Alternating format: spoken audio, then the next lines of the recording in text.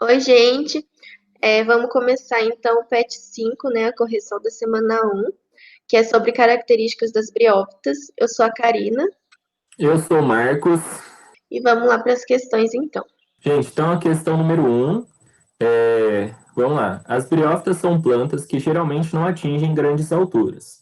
Essa característica é determinada principalmente pelo fato de que, bom, o gabarito dessa questão aqui então é a letra A, tá? As briófitas não apresentam vasos condutores. E por que seria então essa característica, né, que justifica o pequeno porte dessas plantas? Os vasos condutores, eles são estruturas que eles começam a aparecer a partir das pteridófitas.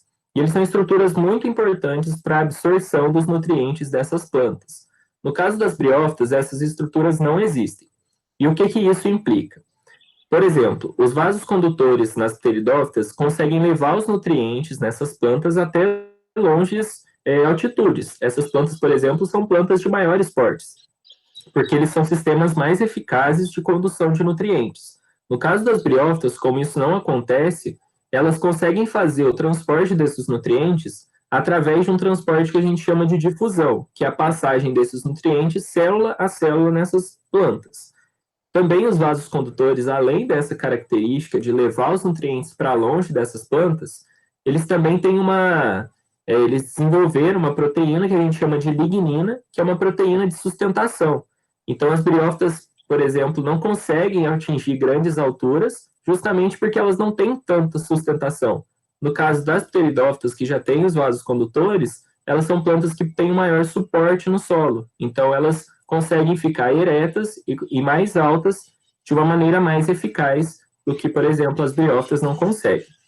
A letra B está falando que as briófitas se reproduzem por alternância de gerações.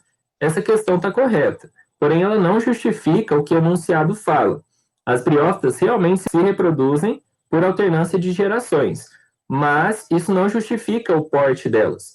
A alternância de gerações é um tipo de reprodução que acontece em todas as plantas. Então, desde as angiospermas, que são as maiores plantas, e gimnospermas, também tem esse tipo de reprodução e não justifica em nada o tamanho delas.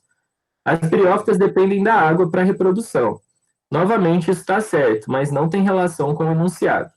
A água, essa dependência da água para a reprodução é mais uma característica de diversidade de espécies, porque as plantas, as briófitas são muito pouco diversas, e não está relacionada com o tamanho dessas plantas. E a letra D, as briófitas não apresentam sementes nem frutos. Realmente não apresentam. Mas, novamente, isso está mais relacionado com a variação de espécies. As sementes e os frutos, eles são características que possibilitam uma maior diversidade por meio da dispersão. Então, não tem relação também com o porte dessas plantas. Agora a questão 2. Na passagem evolutiva das plantas aquáticas, as algas verdes, para o ambiente terrestre, alguns cientistas consideram as briófitas as primeiras a apresentarem características que permitiram que as plantas invadissem esse tipo de ambiente. No referido grupo, briófitas, uma dessas características é a. Então, das alternativas aí abaixo, qual que é uma característica que surgiu nas briófitas que auxiliou ela nessa conquista do meio terrestre? Letra A. Aparecimento da clorofila dando início ao processo de fotossíntese. Não, né? Porque esse processo de fotossíntese ele já acontecia lá nas algas verdes e então pode ser considerado uma herança evolutiva dos ancestrais, né? Não sendo então uma característica que surgiu nesse processo de conquista do meio terrestre. Letra B. O surgimento de tecidos de condução. Não, porque como o Marcos falou na questão anterior, esses tecidos de condução eles não estão presentes nas briófitas, tá? Eles vão surgir só depois nos outros grupos de vegetais. Letra C. Formação de sementes como modo mais eficiente de propagação. Também não, porque como o Marcos também falou na questão 1, as sementes vão surgir só lá nos outros grupos de plantas, lá nas gimnospermas, tá bom? Não estão presentes nas briófitas. Letra D. Surgimento de rizóides que assumiram as funções de absorção e fixação. Sim, essa é a alternativa que a questão está indicando, está pedindo. O surgimento dos rizóides, ele vem junto com os cauloides e os filóides nas briófitas, né? Eles não possuem raiz, caule ou folha. E esses rizóides, eles vão assumir exatamente essa função, né, de absorção de nutrientes e água do solo e também de fixação da planta nesse solo, tá bom? E letra E, eliminação da dependência da água para fecundação. Está incorreta, né, porque as briófitas, por serem ainda os primeiros grupos de plantas terrestres, ainda dependem da água para conseguir realizar a fecundação. Gente, agora a questão número 3. As briófitas apresentam um ciclo de vida com alternância de gerações e dependente de água. A figura abaixo representa uma das etapas do ciclo de vida de um musgo que se caracteriza por ser transitória e diploide. Marque a alternativa que indica corretamente o nome dessa etapa do ciclo. Então, a gente tem uma foto de uma etapa do ciclo de vida da briófita aqui embaixo, e ele está falando que essa etapa do ciclo de vida dela é uma etapa transitória e também é diploide. E aí a gente consegue matar a questão, que é a letra A, né? Esporófito. Então, por que seria o esporófito? O esporófito é justamente essa estrutura aqui, formada pela seta, que é esse cabinho aqui, ó, e a cápsula, que é essa cápsula, que é na ponta desse cabinho, tá aqui na ponta desse cabinho. Aí, o que acontece? Dentro dessa cápsula aqui, existem aqueles esporângios, né, que são estruturas que vão produzir os esporos. Então, isso daqui é o esporófito. Por que ele fala na questão que é uma fase transitória? Porque o esporófito, ele é um indivíduo adulto da planta que aparece somente na época de reprodução, né? A fase duradoura é o gametófito, que é aquela partezinha verde que está ali embaixo, ó, que a gente consegue ver, que é a estrutura da planta que é duradoura, que vai ficar ali sempre que você vê aquele músculo, né? O esporófito não, o esporófito ele só vai aparecer quando a planta vai produzir os seus esporos, por isso que é transitória, tá? E por que é diploide? Bom, essa estrutura ela é diploide porque ela vai surgir da fecundação dos gametas, né? Ela surge da fecundação dos gametas, se desenvolve e vai produzir os esporos depois por meiose, né? Porque os esporos, eles são haploides, eles são N, né? Então, a letra B está incorreta, né? Porque está falando do gametófito. E o gametófito é justamente essa estrutura de baixo que eu comentei. O prótalo. O que seria prótalo? Prótalo é um gametófito também, porém ele é um gametófito jovem, né? Ele é o gametófito nas fases iniciais de desenvolvimento. Então, também pode eliminar, porque tanto o gametófito quanto o prótalo são estruturas haploides. Então, não tem como isso coincidir com a característica que a questão já deu, que é ser diploide. A oosfera, a mesma coisa, também uma estrutura haploide e é o gameta feminino da planta, não tem nada a ver com esporófito. E por último, o arquegônio, outra estrutura haploide, né? E o arquegônio é aquela estrutura que produz o gameta feminino. Então também não tem relação com o esporófito. Agora a questão 4. Das alternativas aí abaixo, né, quais que se encaixa do que a questão está pedindo, né, que é as características das briófitas.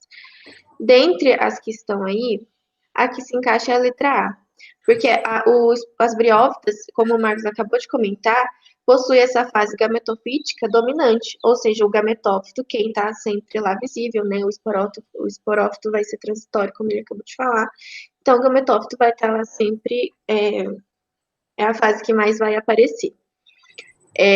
Esporófito dependente do gametófito. Como está lá na imagem, o esporófito é aquela hastezinha com a cápsula na ponta. Esse esporófito, ele cresce em cima do gametófito, então ele depende desse gametófito nutricionalmente, né? Porque ele está em cima dele.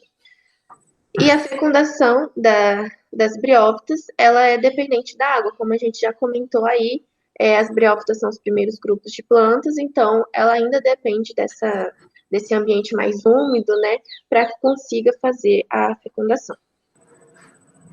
Agora a questão 5. As briófitas são plantas que dependem da água para sua reprodução e apresentam um ciclo de vida com alternância de geração. A respeito da reprodução das briófitas, marque a alternativa incorreta. Letra A. O anterozoide nada até a teosfera que se localiza no interior do arquegônio. Letra B. Os anterozoides são biflagelados.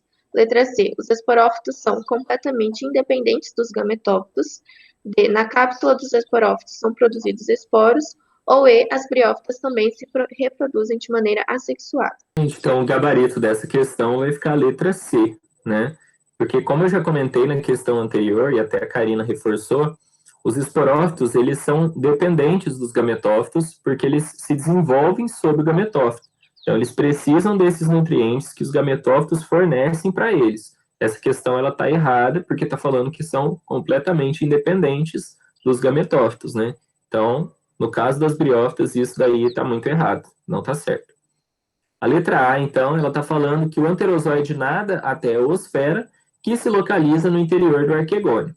Bom, o anterozoide e a oosfera são os gametas, masculino e feminino. O anterozoide ele precisa realmente nadar até a oosfera, porque vocês precisam lembrar que as briófitas são dependentes da água. Por que elas são dependentes da água? Para que o anterozoide consiga nadar até a oosfera. E se localiza no interior do arquegônio, tá certo. O arquegônio é aquela estrutura que produz a oosfera. Então, se o anterozoide vai fecundar a oosfera, ele realmente está dentro do arquegônio quando ele está nadando até ela. A letra B é só um complemento da letra A. Os anterozoides são biflagelados. Tá certo, eles são biflagelados porque eles precisam desses flagelos para eles se locomoverem. Esses flagelos são aquelas caudas que ficam na parte de trás do anterozoide para que ele consiga se locomover e nadar até a oosfera. A letra D está falando que na cápsula dos esporófitos são produzidos os esporos. Tá certo? Na cápsula dos esporófitos tem os esporângios que produzem os esporos. Então, tá certo também. A letra E, então, está falando que as briófitas também se reproduzem de maneira assexuada. Isso tá certo, tá?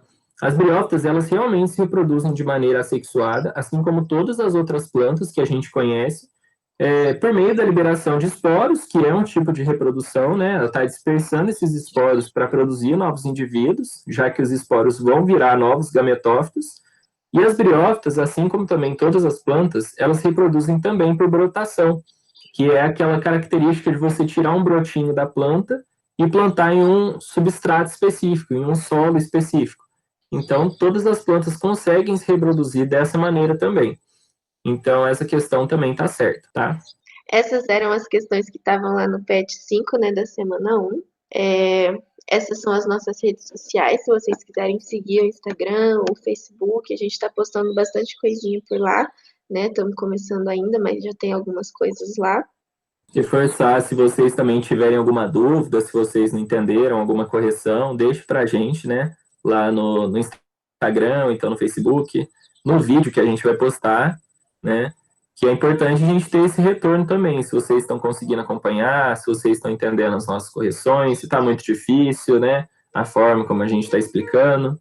Então, tudo isso é muito importante, tá, gente?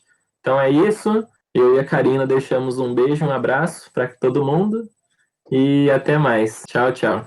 Até o próximo vídeo.